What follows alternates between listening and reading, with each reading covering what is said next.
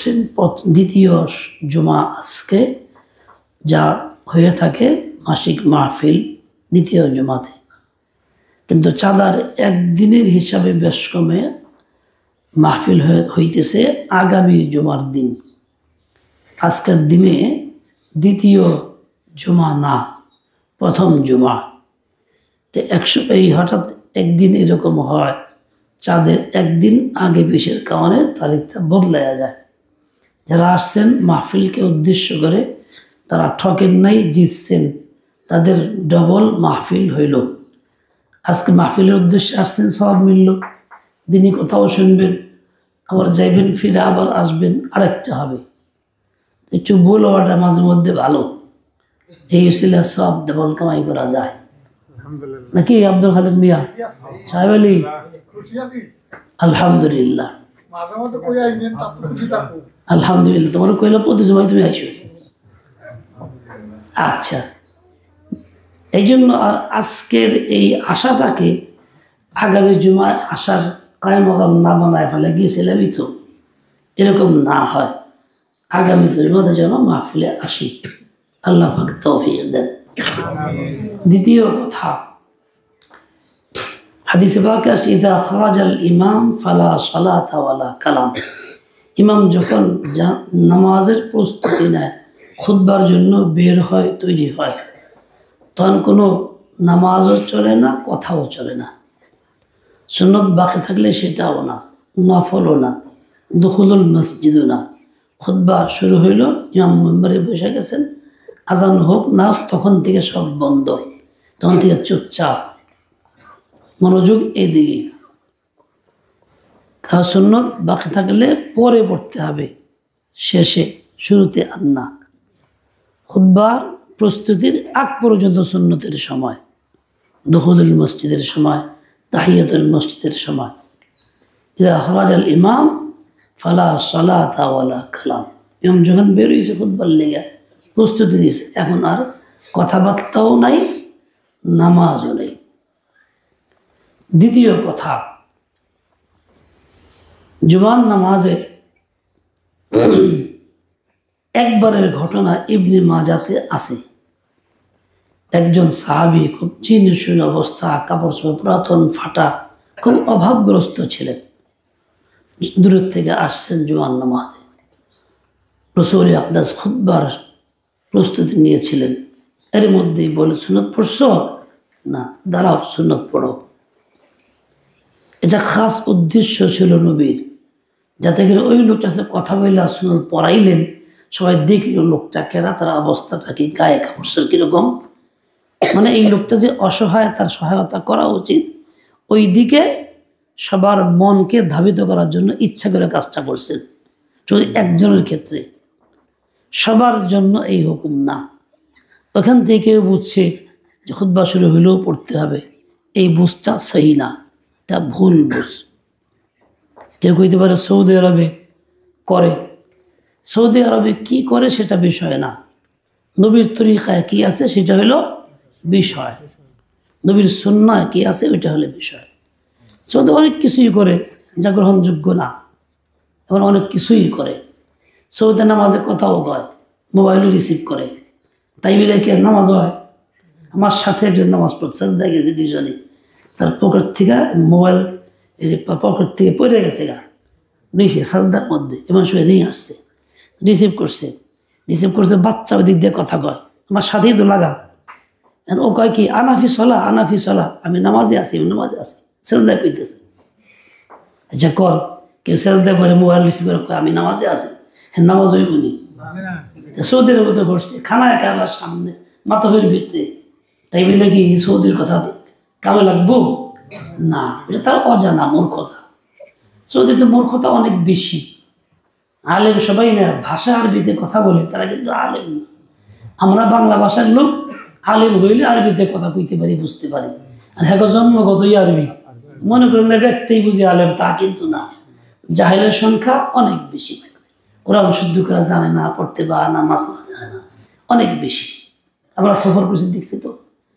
এই জন্য ওরা যা করে সেটাই দলিল না, ওরা মন মতো অনেক কিছুই করে। খারাপ যারা গেছেন দেখবেন সৌদি এবং আশপাশে আরো রাষ্ট্রপতি নামাজ পড়তেছে, রুকুর থেকে উঠতে খারাপ হইয়া বিড়া খুলে রুমাল ঠিক করে দিয়া এটা ঠিক করে সব গুছায় গেছে আটটাই না চুনা ফিরা খাওয়া শুরু করে। তো নামাজ হইল কেমনি? সাধারণ দর্শকও বলবে না নামাজ হইতেছে। সৌদির লোকের আমল কোনো দলিল না, দলিল কোরআন ও সুন্নাহ। এই জন্য আমরা ওই চিন্তা না করি। তৃতীয় কথা খেয়াল রাখতে হবে, জুমার দিন মসজিদে আসার পরে এলোপাথারি এখানে একজন ওইখানে একজন, এই কাতারের মাথায় ওই কাতারের মাথায় না বসা। প্রত্যেক বক্তে এটাই নিয়ম, কাতার পূর্ণ করে বসা, যেখানে খালি সেখানে যাওয়া। কাতার খালি পিছনে কাতার জন বসলো, এটা নিয়ম না, সুন্নতের খেলাফ। সুন্নত তরিকা হলো কাতারে আসা, কাতার পূর্ণ করে বসা, যদিও খালি আছে পূর্ণ করা। এই জন্য আমরা যেখানেই থাকি এই কথার প্রতি খেয়াল রাখব। হেফাজতে ইসলাম একটা অরাজনৈতিক দ্বীনি সংগঠন আছে। আল্লামা আহমদ শফি রহমতুল্লাহ আলাই যার বাণী ছিলেন, জনাব বাবুনগরী মহাসচিব ছিলেন, চট্টগ্রাম থেকে শুরু হয়ে সারা বাংলাদেশ ছড়াইছে। খাস করে যখন ব্লগাররা আল্লাহ রসুল কোরআনের সামনে উল্টোপাল্টা শুরু করছিল তখন এটা ব্যাপক কাজ চলছিল। হেফাজত ইসলাম কে করে? মুসলমানরা করে। এটা কোনো বিশেষ দলের না, সকল মুসলিমের সংগঠন হেফাজতে ইসলাম।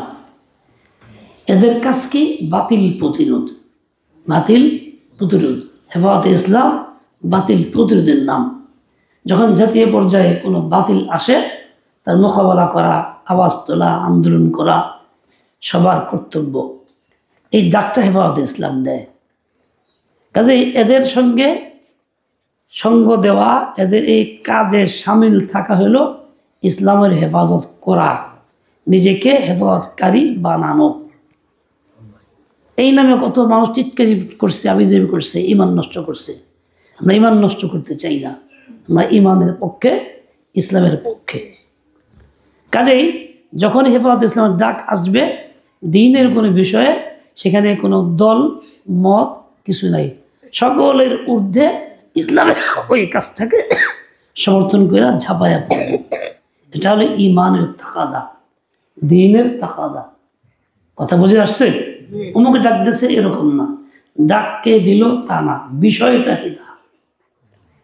একজন সাধারণ লোক অন্যায় প্রতিরোধে ডাক দিতে পারে, সেখানে ইনসাফের সাথে আমাকে যেতে হবে।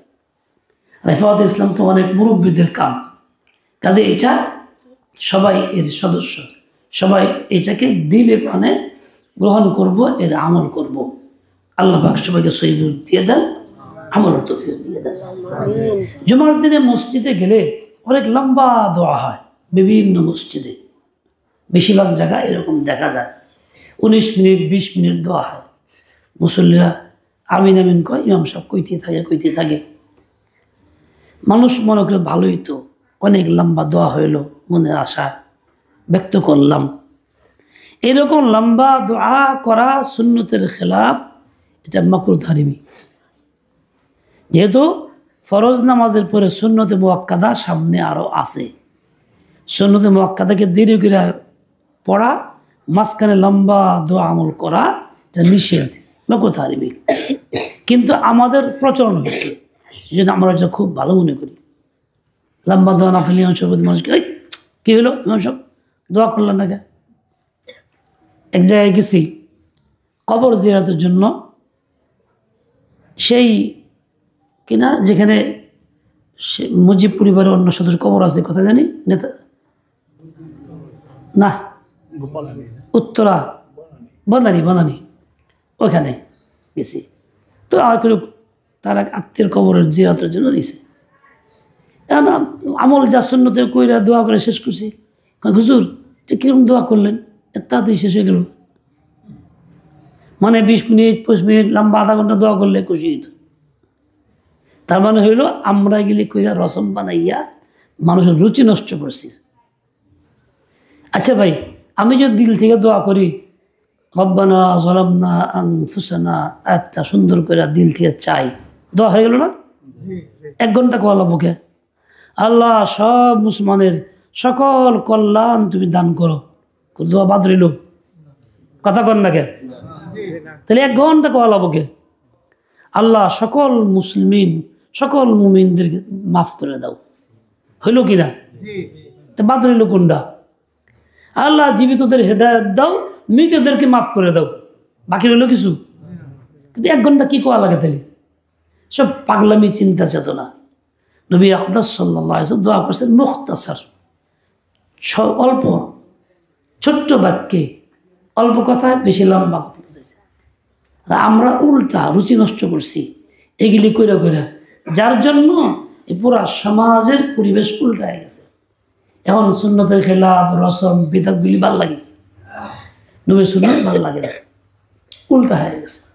আমরা ওই রকম রুচি না বানাই, দেখা দেখি তোলে না থাকি, সুন্নতে রাসূল কি সেইটা যেন দেখে করি। আমরা একটা কাজ খুব ভুল করি, কাজটা কি? জুমার দিনে মসজিদে যাইতে অনেক দেরি করে, খুতবা শুরু হইলে তারপরে যাই, খুতবার আজানের সময় যাই। কেন দেরি করি? বাহানা, এই কাম ওই কাম। সবচেয়ে বড় বাহানা ভিতরে থাকে এইটা, কেবল আজান দিল দেরি আছে, ওয়াজ করবো না, নামাজ তো অনেক দেরিতে। যুবক বৃদ্ধ সবার জন্য শরীয়তের হুকুম, আজান হয়ে গেলে মসজিদের মহল্লায় আজান হয়ে গেলে জুমার দিনে আর দেরি করার সুযোগ নাই। শুধু ওযু ইস্তিনজা ছাড়া কোনো কাজ করার সুযোগ নেই, তোরা দিতে হবে। হাজার কাজ থাক, দোকানে কাস্টমার থাক, বা এরকম হোক যে দেরি আছে পরে যাই, আস্তে আস্তে যাই, না। অন্য কোনো কাজ করা জায়েজ নাই, হারাম, কবিরা গুনাহ। যদিও আমি দেরি করলাম, মিছা কথা করলাম না, তবু কবিরা গুনাহ। গীবত করলাম না, তবুও কবিরা গুনাহ। দেরি করলাম যে এটি অপরাধ। আল্লাহ চান বান্দা এই মুহূর্তে তাড়াতাড়ি আসবি। যখন আল্লাহ তাড়াতাড়ি চান তখন দেরি করলে আল্লাহর মানসার খেলাফ হলো না, তো গুনাহতে হবেই, এটা কবিরা গুনাহ। তো আর গুনাহ মুমিন করে না, মুমিন গুনাহ করতে পারে না, মুমিন সে গুনাহ থেকে বাঁচে। এই জন্য যে যেখানেই থাকি, যে মহল্লায় নামাজ পড়ি, আজান হইলে আর অন্য কোনো কাজ নেই। দোকানদারের দোকান বন্ধ, কাস্টমারের ভাই পরে এসেন, আগে নামাজ, চলো তুমি নামাজ যাও, কথা করার সময় নেই। সাহাবায়ের জিন্দেগি এটা ছিল, রাসূলের তরিকা এটা। আমরা এই ক্ষেত্রে খুব বড় ভুলের মধ্যে আছি, ইচ্ছে অনিচ্ছে দেরি করে গফলত করে অনেক গুনাহ কামাইতেছি। এমনটা আমাদের দ্বারা না হয়। শুধু এই গুনাহ তো গুনাহ মনে করি না তাই হইতেছে, অথচ বাস্তবে গুনাহ অনেক গুনাহ আছে, গুনাহ মনে কইরাও করি। আর গুনাহ যত বেশি হবে তত বেশি পরেশানি হবে, আল্লাহ মাখলুককে নারাজ করে দিবেনই। এক বুজুর্গ ঘোড়া নিয়ে সফরে যাবেন, ঘোড়া আনছেন, ঘোড়া উঠবেন, ঘোড়া লাফালাফি করে, উঠবার দেয় না। ব্যাপারটা কি? প্রতিদিন ঘোড়ায় উঠি, আজকে কিনে এরকম করে কেন? আল্লাহ নিশ্চয় করে ভুল আমি করছি, অন্যায় আমার দ্বারা হয়েছে, আমি বুঝি নাই, কোনটা আমি সতর্ক করায় দেন, আমি মাফ চাই আপনার কাছে, তওবা করতেছি, ভুল করুম না, গুনাহ করুম না। খুব তওবা করছে, ঘোড়া আস্তে শান্ত হয়ে গেছে। কয় রে ঘোড়াটা শান্ত করে দাও, কি দোয়া করছে? আল্লাহ আমি অন্যায় করছি, ভুল করছি, বুঝি নাই, নিশ্চয়ই আপনি নারাজ, আমি তওবা করতেছি, আমার মাফ করে দেন। নিজের মাফির দোয়া চাইছে, আল্লাহ ঘোড়াকে শান্ত করে। তার মানে কি? আমার ভুলের কারণে আল্লাহ ঘোড়ার চেতাই দিয়েছিল। মানুষ যখন গুনাহ করে তো আল্লাহ মাখলুককে চেতাই দেয়, এই মুখে এই কষ্ট দেয়, মুখে এই কষ্ট দেয়, মুখে এই কষ্ট দেয়, মুখে সম্পর্ক ছিন্ন করে, মুখে জুলুম অত্যাচার করে, গালিগালাজ করে। এই সবগুলি আমার নিজের বদ আমলের পরিণতি, আমার নিজের গুনাহের পরিণতি। আক্ষেপ করি, হায় রে এরকম করলো, আমি জীবনে তার ক্ষতি করি নাই, আত্মীয় মানুষ এই কামটা করলো। এই আক্ষেপটা না কইরা তুমি এটা করো যে হায় আফসোস, আমি অন্যায় করছি, আল্লাহ নারাজ করছি, এই জন্য ও আমার বিরুদ্ধে লাগছে, আল্লাহ আমি অন্যায় করছি, আমার মাফ করো, তারও হৃদয় দাও। নিজের আমল যখন দুরুস্ত করে ফেলবো তো আল্লাহ তাআলা আমার হালাতটাও দুরুস্ত করে দিবেন, অবস্থা পরিবর্তন করে দিবেন। আর আমি যখন এই অবস্থা আমল পরিবর্তন করব না, আল্লাহ অবস্থা পরিবর্তন করবেন না। কাজে শুধু কান্নাকাটি হাইতাস অভিযোগ হবে, ফল হবে না। একটাই চিকিৎসা এবং এলাজ, নিজের ভুলের জন্য খাস দিলে তওবা করে পাকসাফ হয়ে যাওয়া, তখন দেখবে সব মাফিক হয়ে গেছে। হাদিসে পাকে আসছেও, আল্লাহ যখন কোনো বান্দাকে ভালোবাসেন এলান করেন, হে ফেরেশতারা শোনো, আমি অমুককে ভালোবাসি। এবং ওই ফেরেশতারা পরবর্তী আসমানে আবার ঘোষণা দেয়, আল্লাহ অমুককে ভালোবাসে, আমরাও বাসি, তোমরা বাসো।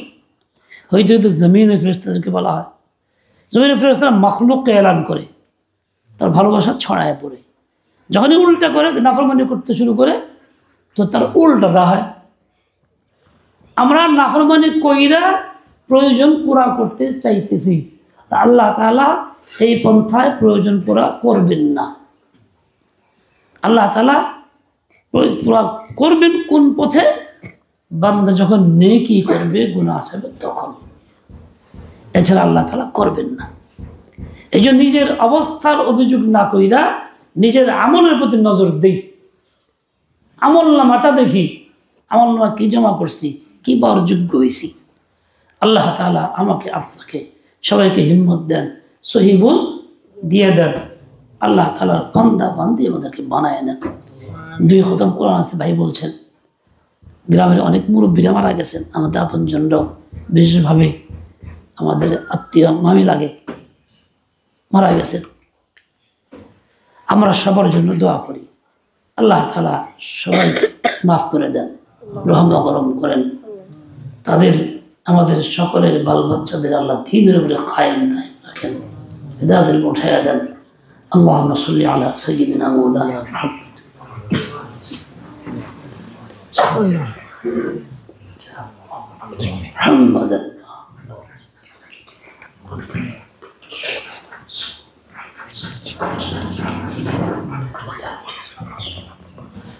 اللهم وثبت أقدامنا وانصرنا على القوم الكافرين. اللهم اغفر لحينا وميتنا وشاهدنا وكبيرنا وذكرنا.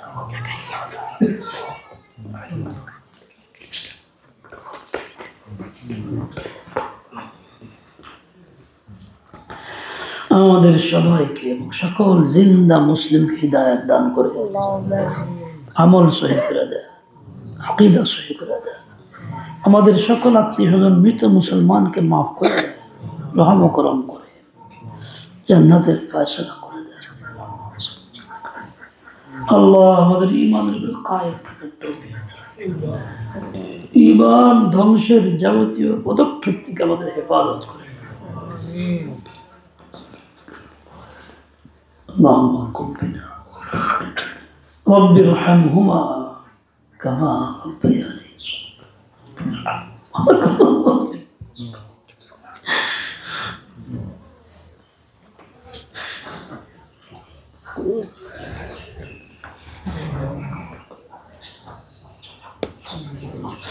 يا حي يا قيوم برحمتك نستغيث إلا أنت اللهم قم بنا